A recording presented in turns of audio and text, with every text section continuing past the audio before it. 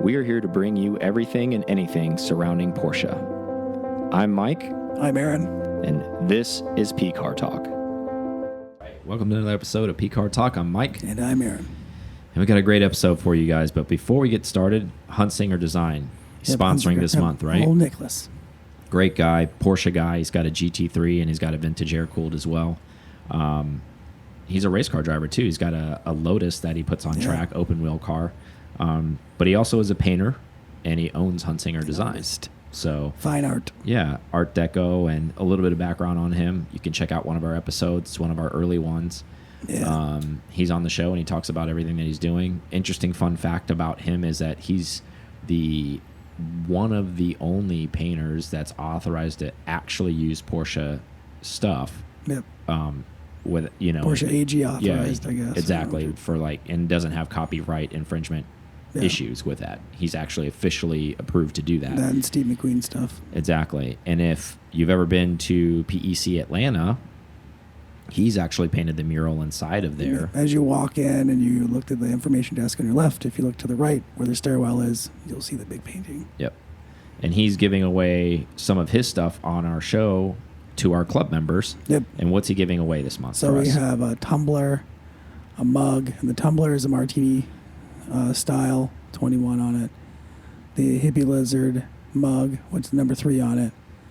Then we have Pepita coasters, and then it's a print. I think it's an 18 by 12, like RSR print. If you look up RSR, you'd see what the print is. But yeah, pretty sick stuff. It's rolled up, so I don't want to roll it. Yeah, no worries. And we always give away awesome stuff, and we want to thank Nick for doing that for us.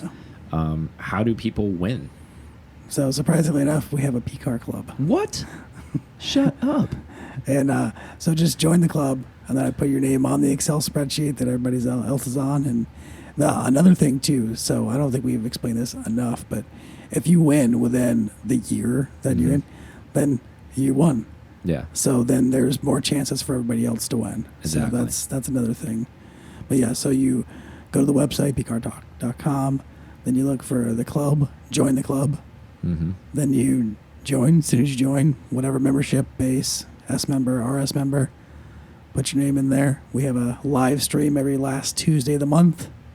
And we announce a winner. Yeah. Right? And then we do the randomizer. Easy, bro? It's too easy. Bro. Even easier. Why didn't you tell me this before? How to become a member before? Exactly. Never fucking heard that before, right? Instagram is even easier with a link, and it's a direct link to all that stuff. Exactly. So you heard it. The beard told you how to do it. So let's get the show rolling. Brand new GT4 2020. You and I have driven it, thankfully. Quick thoughts, because there is a YouTube video coming on it. Don't want to spoil the whole video, but at like high level, what are some of your takeaways from that? Most comfortable GT car there is right now. Yeah, that had to do with the seats, though, right? Let's talk about like some unique things to that car. I like the new styling of it. That's something. More aggressive looking, right? 100% more aggressive looking. Way better than Gen 1? I think so. I think so, too. I think they've got there's those extra tweaks, the extra just angles here and there. The spec that we drove it in, I liked it. I like the white. I haven't seen really white on that was it gunmetal wheel? But seems like the popular color everybody's going with is gentian blue across the world of everybody who seems like they're in either the content scene is going with the blue. I haven't even seen too a couple deliveries. I think Chris said there was a couple deliveries too already in gentian. White's always a good color, right? Reminds you of the cup car. So race car. I think it needs a cage. Now that I keep seeing cages everywhere, get a little bit more. But like you can't. But U.S. delivery, you can't take them that way. Yeah. But I mean, you can get it installed. Yeah. But also, like we talked about, or I think we talked about it in the review, is the RS. That's going to happen. So yeah, that'll be interesting, right? We'll get topic the extras for another debate. But yeah. So styling cues, right? Styling cues I liked. The drivability, it's super easy. I don't remember. I feel like the other clutch in the 981 is heavier. I feel like this one's good. It's a good spot. Okay, fair enough. Steering wheels, it's nice. Everything, all the touch points good. It's really, that's everything a GT car should be. Yeah, I agree. Some of my highlight takeaways that I kind of noticed. So I mean, you could take this as a positive or a negative. Depends on what you're looking for. I was surprised about how much sound deadening there was in the car. Yeah, that's true. And what I mean by that is I thought the car was like pretty quiet from an exhaust standpoint, even in like when the valves were open. And I know in the Euro cars there's particulate filters, but in the U.S. they don't get delivered that way. And when I was outside of the car, when Aaron was driving or I was driving and we had it going, it sounded a lot better outside than it did inside. So that was kind of an interesting thing, that I felt there was more sound deadening in the car. Yeah, even the other one, the previous cars we've driven, Caymans, GTS and stuff, I feel like even that export exhaust is louder. So must be some new stuff. I enjoyed driving a modern GT car that was a manual because it's a manual. So that's I would nice. say that. Something else that I noticed just thinking back on it yesterday. I like that auto rev matching that it does in this car. I think it's better. Yeah, than the first series of it. I think the other one's a little rougher as far as like engagement. I don't know. Maybe I don't think that one had a modified shifter, but I feel like this shifter it just felt a little bit crisper. Okay, like I said, I don't want to spoil too much. So you guys watch the video; it's coming out soon. But so yay! Like quick answer on this one: first gen better, second gen better. Ooh, second gen, more power. Okay. I'm with you. Second gen. Oh, I did look at the specs. So in the thing I quoted specs like they're having more torque. It has the exact same amount of torque. Okay. It's 309 foot-pounds. Did it have the same amount of horsepower? It did not. Michael was correct right. on that. It was 380. Don't doubt the guy when he knows what he's talking about. When he asked you, he's like, "Are you sure? Or something. Are you sure about that?" That's when you know that maybe you're okay. Cool. It was 380 something, and then this was obviously 414. I was like, and I think I even said, didn't I? I was like, I think it was under 400 with the first gen. And you're like, no. I had it backwards, but no. That's not surprising. No. Anyways, so like I said, video coming out. Enjoy that. So on to the next topic. Interesting topic. Panamera full EV. Let's talk about this for a little bit. Seems a little redundant because Taycan's out. Yep. However, let me explain, and then we'll get some thoughts from you and then some thoughts from me. On the surface, it may seem the same thing, right? Sedans, both full EV, big sedans. But a Porsche executive explained that, I guess, long-term goal and actually current goal, those two cars are different cars. The Taycan's supposed to be more sporty, and the Panamera isn't going to get a whole lot of, I guess, body tech, meaning like the Taycan has a lot of like tech to make its body lighter than it is. The Panamera is still going to be a big girl essentially. So we're doing almost E-Class, S-Class, A5, A7. I think that's the ultimate goal. Really and I'll explain the details of that because we talked about it on another podcast, right? Remember they were at the Nürburgring. Yep. They have the record for the executive class sedan, right? So here we are. Now we're talking about this Panamera going full EV. So we may see kind of like how BMW and Mercedes has a long wheelbase version too, because this was actually even indicated as one of the Porsche executives was quoted saying Panamera is more of our limousine style sedan. And you know what? That this will fit well in the Chinese market. Oh yeah, and that's exactly where they're going with this. So I think these two living side by side eventually is they're gonna the chemical makeup of both of them is gonna be totally different. Taycan's gonna be more of a sports sedan. That's gonna be the goal. If you've ever been in a Taycan or at least seen pictures, and we can stand by it, it's pretty small inside. It's not supposed to be a larger sedan. And I think the Panamera is actually starting to grow a little bit more and bigger, and it's going to start to become more of the luxury sedan that they're kind of pushing it towards. Yep. And then the Taycan's going to fill the void and the sports sedan. They pretty much said this without saying it. You know what I'm saying? Like where I'm reading between the lines. What are your thoughts on this with the Panamera full EV? Is it a good move? Does it matter? Like, can both of these cars coexist? I think they can coexist just for, like you were talking about, size. Because, I mean, there obviously is a difference. There's still buckets in the back. I know. I guess there's executives out there that need more room than the Taycan. But then again, you might be getting better range, too, out of a bigger car.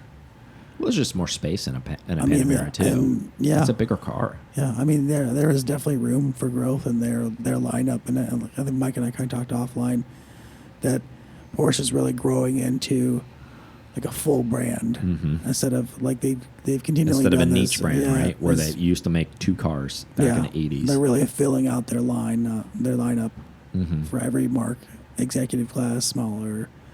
big SUV, little SUV, that type thing. Yeah, they're becoming a bigger producer of vehicles, right?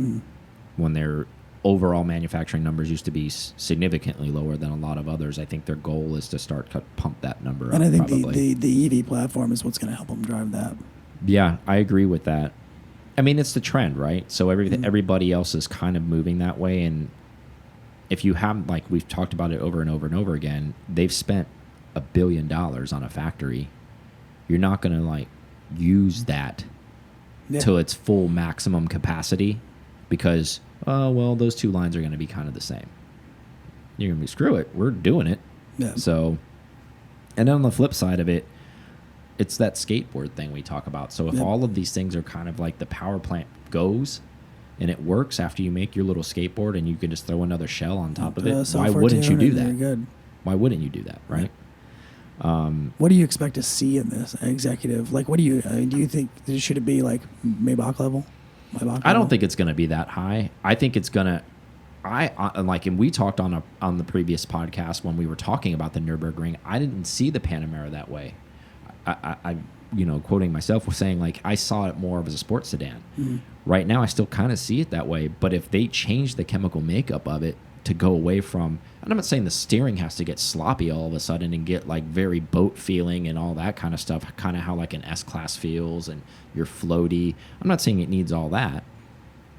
But who knows, if they start to go that way, you may see the other creature comforts. The steering will still probably be there. The handling will still be there. The sportiness may still be there, but you might start seeing massage seats everywhere. You might start seeing. They've started to do a little bit of that stuff. Yeah, you may start seeing a little bit more, like I talked about before. You might see a longer wheelbase for the rear passenger. So now a little reclining feature. Exactly. Maybe a little bit different leathers in there, even more supple, less. Or more options, ostrich leather or like whatever. That's what I was thinking. Maybe they go more exclusive. Of course. And I see them going more that way, especially if their own executives are quoting, this is more of our executive limousine. So, and you said it earlier, when you say something like that, most of the people in our country, unless you're super high end or really getting, most people are driving. Even most people that have money still like to drive their cars. You see people still driving their Rolls Royces around, even though you should be driven in your Rolls Royce. I think he's targeting this towards other countries. Yeah. For example, China. It's more, they don't drive there. I don't know if you guys knew that, but over there, you're peasantly if you're driving. So it's a flex on money to be driven around, and they want to be driven around in nice vehicles. So that's another flex. So as a Maybach level Panamera out of the question? Probably not. No. But it might be a limited quantity. It'll just be a Panamera exclusive series. Yeah, exactly. But I do see them maybe someday making a long wheelbase in this, and maybe I do see them adding massage seats, adding a mini refrigerator in the back, kind of like how they do in the S classes, at the 600 series, the V12 ones, all that kind of stuff. I can see all of that going in. I could see maybe even like putting a walnut tray, almost kind of like start getting fancy with it. Exactly, and they're capable of it. It's not like they're not reinventing the wheel. Other brands have done this. They're just going to implement their take on it into this car, and I see that happening. When that'll happen, who knows? How long will that development take place to be at the level that I was talking about? It may take a decade to get there, because it's going to be baby steps. They're not going to just all of a sudden turn the card over and it's going to be, all of a sudden now the Panamera is this, because that's culture shock to people that are out there, and they're like, wait a minute. I used to be able to buy a used Panamera for like 40 grand, and now I got to buy one for like $300,000 because it has walnut in it and a refrigerator and a TV and a massager and stuff, and now has a longer wheelbase. Not happening. Like, you have to take your time to get there, because as a consumer, people are going to raise their eyebrows at you and say, "There's no effing way I'm going to pay that for that car." Right? Now to make the Taycan seem like such a better deal. Yeah, and actually, on the flip side of that too, if it goes that way, and I'm glad you brought that up, because I actually forgot this talking point. This could also actually mean you can get a cheaper EV close to the Taycan in the Panamera. Maybe this is their way they eke out the cheaper ones, meaning Okay. like a smaller battery, base model Panamera, let's take, say you can get out the door at 70 grand. And maybe the Taycan's never going to get that low. So maybe this is that stop fill Yeah, for maybe the so. sedan as And well. even like, so I was watching new Cayenne Turbo SE hybrids, so the 2021 or whatever it is. Mm-hmm. Even those hybrids, you can run those 40 miles now. Yeah. So Well, that they've even opened up and said that too, that their hybrid technology's gotten a lot better because the batteries have gotten better, Yeah. and the motors have gotten so better. that stuff's definitely all that stuff. Yeah, We're definitely all of seeing that stuff is move taking forward. leaps forwards now. I see it more at first. I don't see them going ultra luxury. And even if they do go ultra luxury, as we know, or if maybe you don't know, you're going to get educated. Every car maker makes cars in different markets, and they make them a different way for each market. And you may never see that car. Like, for example, Ford may make a car that you see when you're in the Middle East that you've never seen before here. And it'll never be sold here. And unless you're over there, you're never going to really see it. True. Whether this might happen with the Panamera. They may make a line of Panameras for specific countries, i.e. China, maybe Middle East, wherever that you're going to get driven around in. And that generated towards that market, and that's where they sell them, and they don't even get offered in the U.S. Yeah, it's quite possible. I mean, I know a lot of the manufacturers want to have that world car, essentially. But yeah, I can see it. Well, I know from especially a lot of overseas manufacturers, they hate the U.S. in the sense of because there's so many regulations and so many pains in the ass for them when they develop a car, because every year something's changing, right? Same reason why the Ford GT had to stop getting made, because the windshield height wasn't high enough, because it didn't meet DOT regulations and all this other crap. So like the thing is ever changing so much, and it's putting the manufacturers in handcuffs essentially when they try to make these cars, and it puts them in a position where they almost throw their hands up and say, we don't care, we're just not going to make it then. Well, another possibility could be that the executive is just a brand for a bigger car, and then it stays the same way it is. Yeah, that too. But I see this going two ways. Maybe what you said earlier, with the high end opulence, and just going off of what this person said, the Porsche executive said about the limousine thing. So maybe that. But I think there's, just like anything, there's model lines within that. I think this is a cheaper way for them to sell a sedan, Get the an affordable sedan within Porsche, it gives them and not sell the Taycan. And it gives them a second model to compete against the other makers. It's almost kind of like the best way to, if I can compare it, cars within Porsche. Maybe the Taycan is the 911 of their sedans, and then the Panamera will become their Cayman. Yeah. So it costs a little bit less money, more of an entry point. And I'm just talking full for EV purposes. Like, I'm not talking about like currently. I'm talking about when they both go full EV. Maybe you can get into a Panamera EV for a lot cheaper than you can a Taycan, even the baseline Taycan. And they keep the Taycan. Yeah, I get what you're saying. They keep it as a performance vehicle only. Exactly. It's like, okay, well, our base Taycan's is 90 something. Our base Panamera full EV is 65 out the door. I don't know. I'm just making stuff up. Where there's a big price gap there between the two. I'm just saying, it'll be more than that. I agree. But what I'm getting at is there could be a disparity there, and beneficial to enough disparity where it would make somebody choose one over the other. Especially, and then it's not even just price, then it becomes space too, right? You're like, okay, well, I want an EV, I want a sedan, but I don't need a sporty sedan that has zero space. I'll take the Panamera. And another thing we didn't consider is, what if they make the Panamera Sport Turismo and they never make a wagon for the Taycan? So exactly, there's that move too. I think it's interesting. I mean, it's not speculation, they are making it.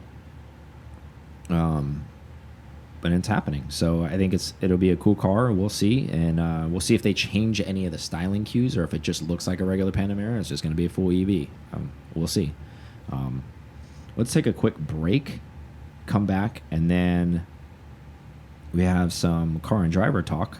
And then we have some pricing talk about. Like, we haven't talked about prices in the Porsche market in a while, and so I want to discuss that a little bit. And then we'll close up. Sounds great. All right. Thank you guys listening to PCAR Talk so much. We appreciate you guys so much. I can't say that enough. Check us out on YouTube. We release videos on Mondays, Thursdays, and Fridays. Help support the channel. Everything we're doing is trying to bring the community closer together. We definitely appreciate that. Also, when you go onto YouTube, if you could subscribe, maybe pass it along, make a comment, we really appreciate that. Again, circling back to pcartalk.com, there is a newsletter created on there. Please put your information in there. That way we can keep you up to date on anything that's coming forward and anything that we're going to be doing moving forward and all the exciting things that are coming out. Now back to the show. All right, we're back from break. So Car and Driver did a little article and track test. Yep, saw the title, didn't read the article. Yeah. Just assumed. So 718 GT4 and then the C8 with the Z51 pack went head-to-head. Car and Driver deemed the GT4 the winner. The old Randy Post, was he driving it, or they were just doing? No, I didn't say who the driver was, but so some highlights on this, right? They were almost identical running around the track at Grattan, and here's the interesting thing about this: Corvette has 495 horsepower, Cayman GT4 414. Yeah, that's a big disparity in horsepower. However, there's also a big disparity in price. GT4 is $20,000 more than this car. I don't know. I think it's worth every penny. That's me. Another thing about them is, they're both mid-engine, clearly. Yeah, I was thinking that too. I was like, well, I guess now it makes sense for it to be a good review. Yeah, and I want to get into that as well after some of these highlights. And if you didn't know, the GT4 redlines at 8,100, so it's naturally aspirated, glorious noise coming out of that vehicle. And then the final thing, I think it was important that Car and Driver wrote as well. It says the GT4 is a near perfect automobile. High praise. We just drove one. Do you feel it's a near perfect automobile? Are we just that spoiled? Or I don't know. I don't know. Maybe I'm brainwashed 911 wise. Where I would I say think they're that maybe just talking about roll around, balance, and everything. And I don't think they're comparing it with what it's in, I guess. And I'm not saying that there's anything wrong with the GT4. It's a fantastic car. Do you think it's fair to compare these two cars? Just because they're both mid-engine, does it make sense? I mean, the cylinders and displacement aren't there. The horsepower is not there. No. The fit and finish isn't there. No, it's not. It doesn't really. I mean, the only thing that these two really have in common is that they're mid-engine. No, it would make more sense if they. I mean, it would make more sense to me. Lineup would be like a Z06 or something if they compared that. Not in the sense that power, any of that stuff would be the same. But I mean, they did pick the Z51 pack car, so. And it's not that it was a slouch around the track. Like I said, they almost had identical same times around the track. All I'm getting at is I don't really think that these are the same kind of cars in the same class is all I'm getting at. No, I think if it's anything comparative, it should be against the 911 if they're going to do Corvettes type things. But, I mean, I get on the other sense, it's still neat that they compared them because it just shows there's you how not too many mid-engines out there. Yeah, I would just say, it just shows you how well the GT4 does with a lot less power, right? Yeah. So that means that you're getting every and it's still won. It's still won, right? I mean, they're totally different animals, and I mean this in the most, I guess I don't really care, but in the most sensitive way I can use it. So I'm if we're gonna go after it and call them instruments, let's say they're instruments, right? And let's say I'm a doctor. Yep. And I have two instruments that I have. I have one. I have Scalpel. a butcher's knife. Okay. It's sharp, and it can still cut, and it can still kill, and it can still do all of those things. And it's this big honking knife, right? Yep. Okay. And now I have a scalpel, and I'm a surgeon. Am I going to pick the butcher knife? I'm not hacking out livers and meat to Yeah. I need to be precise. I need to do that's how I look at these two things. They're both instruments, and they both do things well, and they both do damage in their own arenas. So the Corvette's the butcher knife, and the GT4 is the scalpel. You're just going to pick the right tool for what it's designed for. I don't know. And Corvette's always been the bang for the buck car. Exactly. Against the 911 and any other thing they really considered a sports car. And it's always why would you pay so much for that car, for a Porsche? They all look the same. They're all this, they're all that. No, this one's different. But at the end of the day, you want a scalpel to do the job.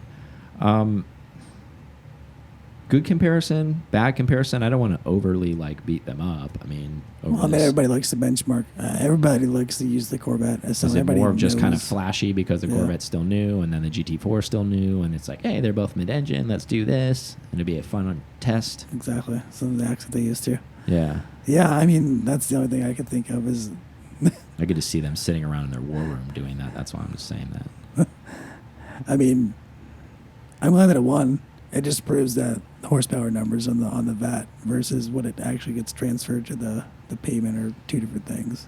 Exactly. I think, you know, what the more interesting thing about this whole deal is, to be completely honest with you, and this is actually a praise towards Corvette, and you guys have heard me beat it up many, many times on the show, that it ran the same time.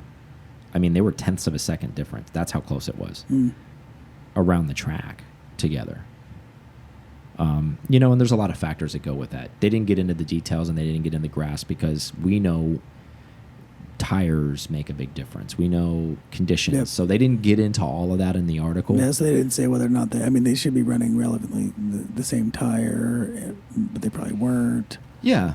And then the driver has a lot of factor yeah, too. Exactly. You want to give it that benefit of the doubt. But as we know, tires make a huge difference. I mean, they can make as much difference as like 10 seconds, even on a small track. If you're running Cup 2s, or if you're not running if you're running all seasons and somebody else is running Cup 2s. And that'd be a bad idea.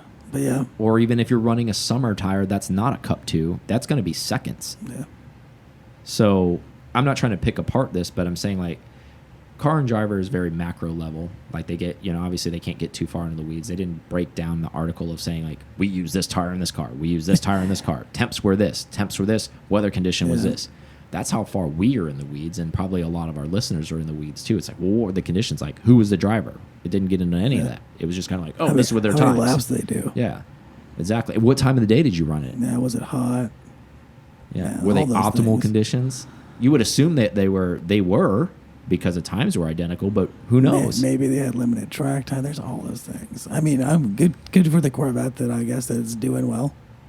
Yeah, I mean, it's surprising that it ran that well with a GT car. So good for them. So who knows? Didn't beat it, so. Exactly. There's that.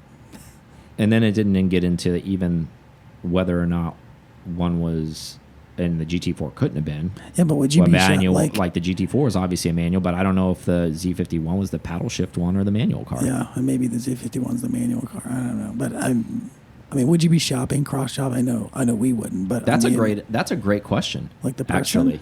Like I don't even think no. I think the answer to that is no, because if you're shopping a GT4, I don't think you consider a C8 Z51 ever. No, I think you're already at least a Z06 package somewhere. Maybe. But I think if you're shopping GT car, I don't even think you shop there because they don't make GT cars. Yeah, that's I think you actually, believe it or not, you'd be more in the Ford area. I think you'd be shopping GT350R or something like that. Because that's more of a track car. It's pretty strong. So they catch on fire. Or something like that. Yeah, exactly. Or something from, you know, a Z01 or whatever those, you know, their track car is. I don't even think you would be shopping it with a Corvette. I think, again, but it goes back to mid-engine.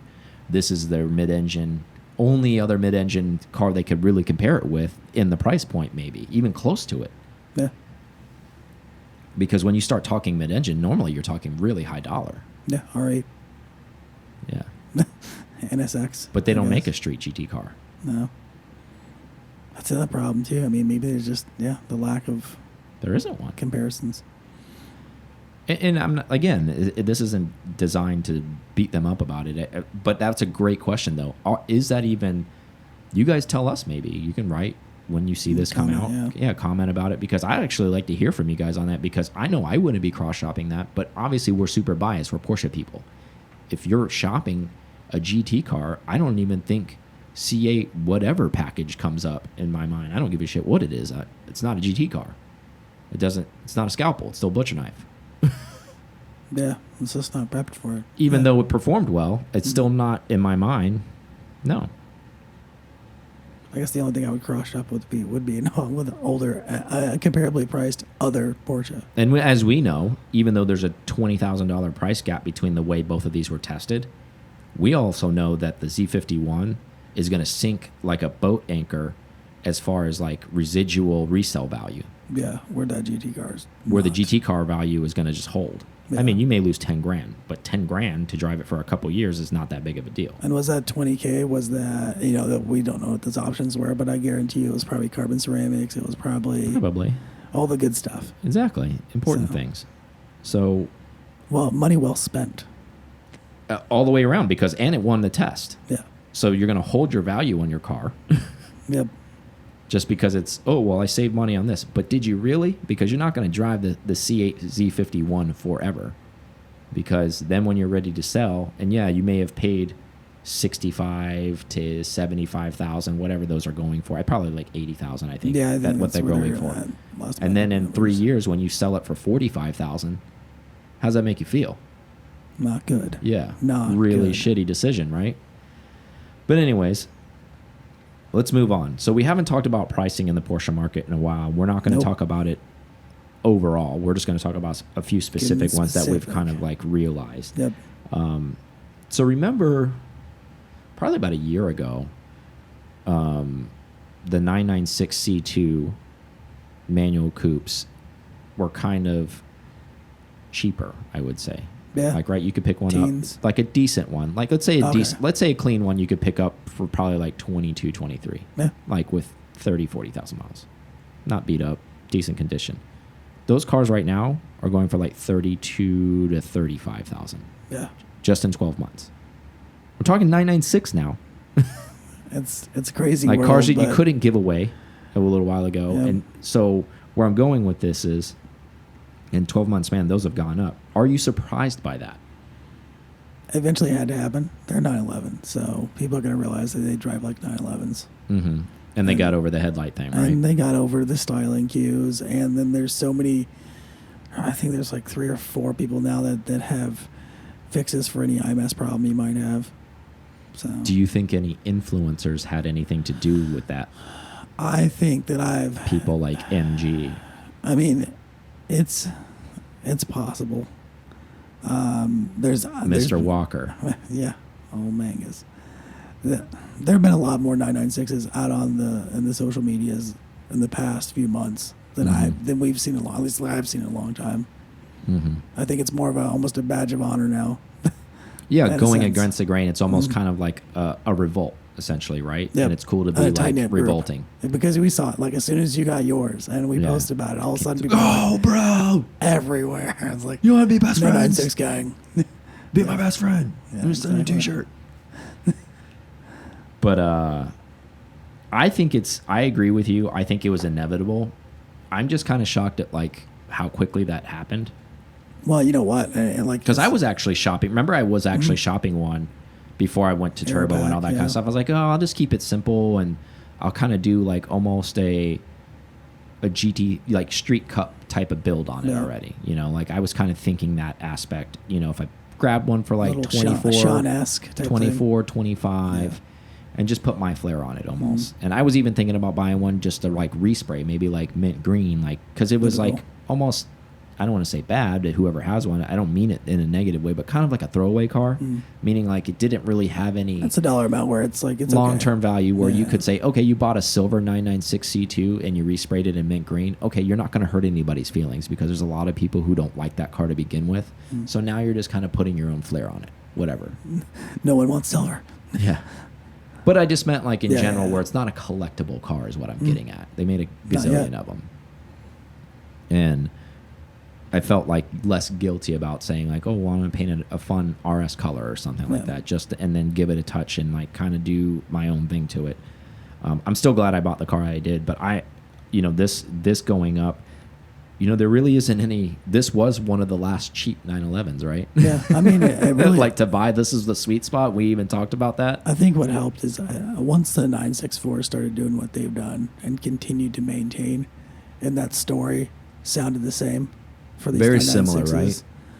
Once the people started relatability correlating between the that, two. I think they were like, well, if I want something cheap, I missed out on this, but maybe I can get on this 996 and find something special. I mean, Rudy's got some cool colors and stuff in his Yeah. stable. So. I think people that are actually enthusiasts and I don't take this the wrong way, guys, but are kind of a brain and a little bit of a study and like does the research and does the little bit extra instead of just listening to the hype and then maybe actually going to drive a couple of these, and then they start to realize like how good they actually are. There's a lot of parts the 997 shares. Yeah, and then you get and you go, so. wow. And there's a lot of parts it still has from the 964. Yeah. Too. So that's also a good thing. So you look at it and you drive it, and then you start to realize, you go, dude, it's still a 911. Wait a minute, this thing's only $23,000. Why am I going to go drop 70 on something when I can buy this and have just as much fun, if not the same amount of fun? And I think the ones over the last 12 months had to have figured that out, that have made their purchases. I haven't heard a single one of them come up to us or message me or anything like that have regret their 911 purchase in a 996 C2. No. Every single one of them was like, man, I wish I would have bought it when it was like 16 grand. Exactly, because you still got a 911 at the end of the day. Where everybody was like, oh, well, it's got the funny headlights, da-da-da-da-da. Okay, well, think about all of the things that matter, right, from a driving aspect. The car's very analog still. Yep, hydraulic steering, manual. Yeah. It's pretty easy to find. Exactly. Analog gauges still in it. All of that stuff. It's not throttle by like it's sensor. It's cable driven. It's all of those like good things. You're still connected to the throttle, the engine bay, all that stuff. Even for some of the old school guys, it's not like a big fat 911 like the newer ones. It's still kind of narrow. It still has the same silhouettes. There's a lot of things going for it, is what I'm getting at. And entry point as far as price goes, if you wanted to get in a 911 game, and still good, it's not bad. No, 100%. It's still the cheapest, but it's still got. But the point is it's gone up. Yeah. And it's gone up by almost like 35 to 40% to where it was like 12 months ago. Are some of those numbers out of control? 100%. Like, I'm not talking about the outliers that you see on Bring a Trailer. That doesn't even like compute with me. I don't even like come into my assessment. I'm talking about the bulk pricing on these cars have gone up. Oh yeah. Now, and then they even go up even more, just like anything else in the Porsche world. You start to get into a special color. If you can find a clean C2 with an aero kit that's speed yellow, okay, now you're talking like that's probably a $38,000 car now, if not $40,000. And if it's got lower miles and it's clean, it's got black interior, it's got all those things going for it. But like again, that car 15 months ago, $23,000 to $24,000. Look at that! Like look at that! Getting retro right look at that delta. Eyes. Yeah, that's just in that short amount of time. Like the secret's out on them. But I mean, it's not over. Like Aaron said, if you're still out there and you're still on the fence, buy one before it crests too high. Yep. And be safe with it, because if you're one of those people that think it's eventually going to come back down, it won't.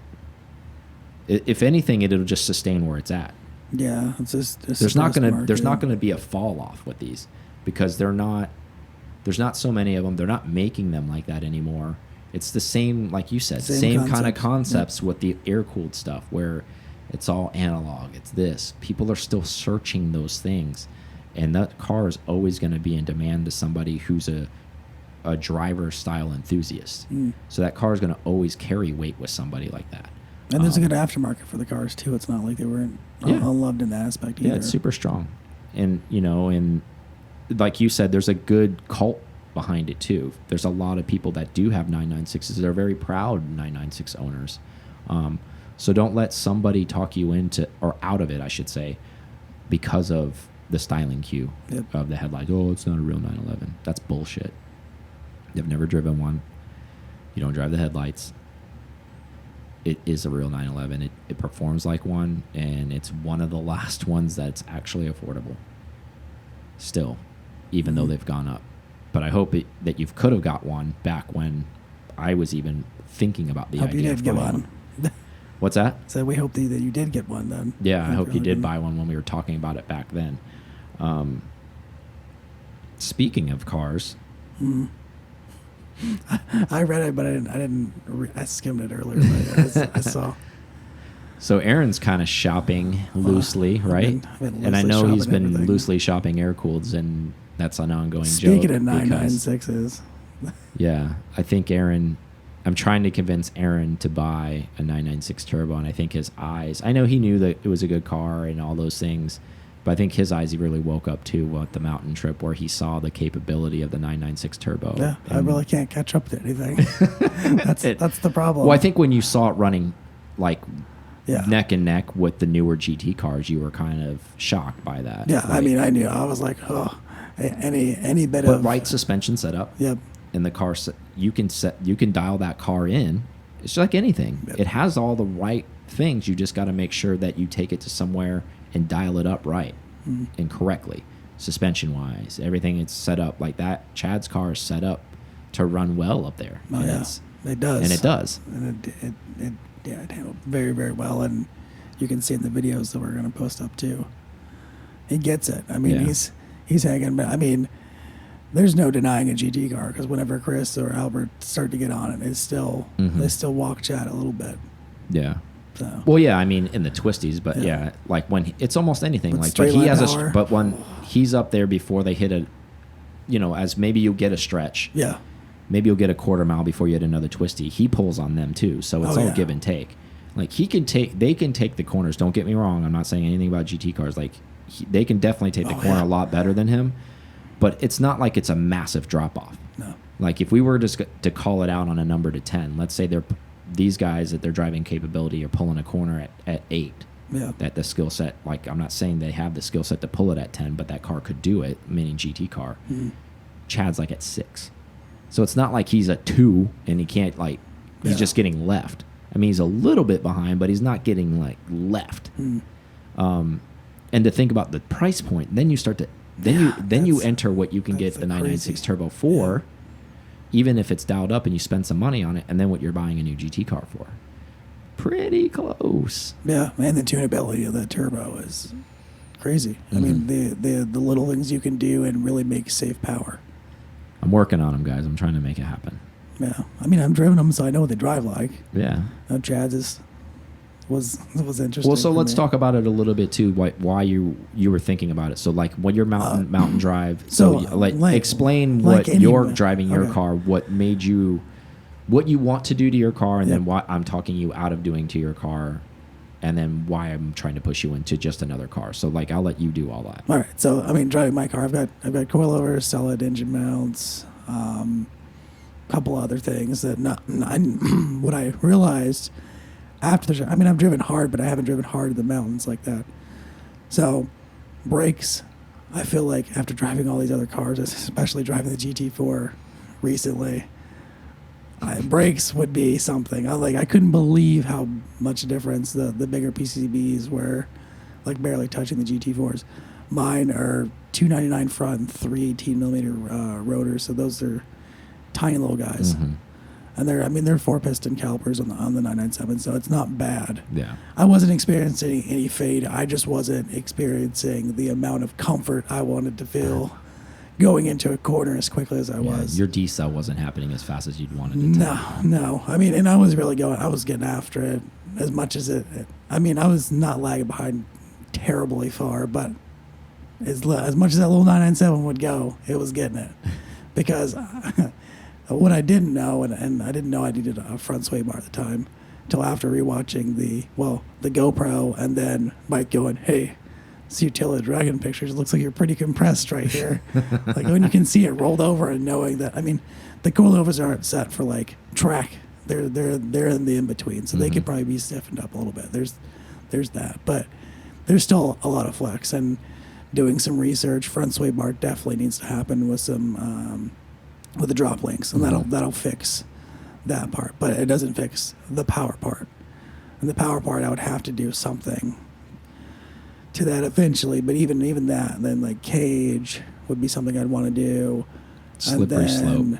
I want to do seats. There's a bunch of stuff, and so I'd probably be somewhere around the $20,000 range because if I don't get new calipers and rotors. New wheels. I have to get new wheels, Mm-hmm. and so those have to be sweet looking wheels, and so those LMRs aren't cheap either. I mean, it just turns into a slippery slope, right? And then I'm still in a car that I'm never gonna see that out of it. So unless I kept it for exactly years after, and it's not about residual value to sell all the time, but really like you're pouring 20 grand into a car that's still going to be worth the same amount after you or before you poured all that into it. Like no one's going to give you any more because you got better brakes, Exactly. you better for you, wheels, cage, all of that stuff. No one's going to be like, oh, okay, cool. There's a $20,000 Delta on this 997 C2. Of course, I'm going to give you that money. Yeah, there's never that thing with any car build. No, we all know that. So, but yeah, that's just from the perspective I was looking at after doing the mountain drives. I mean, the car's awesome. Mm-hmm. But I was like, just go buy a modded 996 already. Yep, he did. And for like 47,000. Take your 20 you were going to spend there. Just sell your car outright to somebody on Renlist the way it is. Yeah, he sent me Mike sent me the same message like 4 or 5 times. He did find us. There was a really nice 996 turbo he found. So yeah, might look there.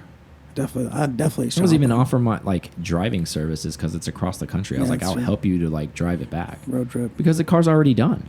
That's true. It did have a lot of things done.